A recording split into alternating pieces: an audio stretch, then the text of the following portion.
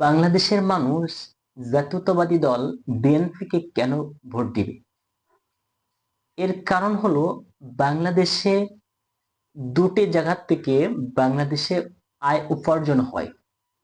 একটা হলো বিদেশি বাণিজ্য মন্ত্রণালয়, একটা হলো শিল্পী বাণিজ্য আমদানি রপ্তানি। এই দুটো জায়গা থেকে বাংলাদেশে উন্নয়নের খাত বেশি হয় বা রেমিটেন্স বেশি আসে।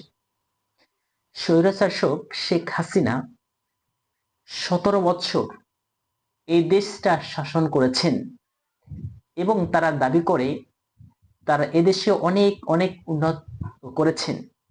তবে আমি এদেশের মানুষের কাছে কয়েকটা প্রশ্ন রেখে যেতে চাই। কি করেছেন এই স্বৈরশাসক আওয়ামী লীগ সরকার? যে এদেশটা কি উন্নত করেছেন?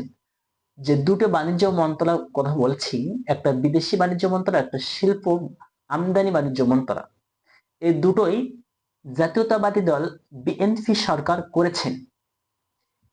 এবং এদেশে যতগুলো বড় বড় মিল ফ্যাক্টরি আছে, গার্মেন্টস বলেন বা বিদ্যুৎ প্ল্যান্ট বলেন, এগুলো অধিকাংশ জাতীয়তাবাদী দল বিএনপি সরকার করেছেন।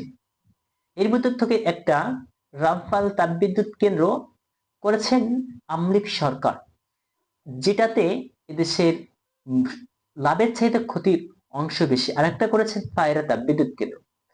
এ দুটো তারা কি ধরনের লুটপাট করেছে এটা এদেশের মানুষ সবাই জানে।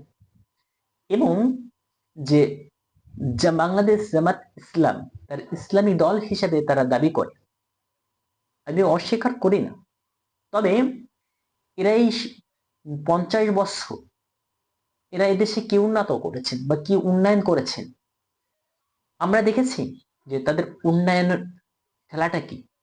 1971 সালে যখন বাংলাদেশটা স্বাধীন হয়, তখন এই বাংলাদেশ জামাত ইসলাম তার পাকিস্তানি হানাদার বাহিনীর পক্ষ ছিল।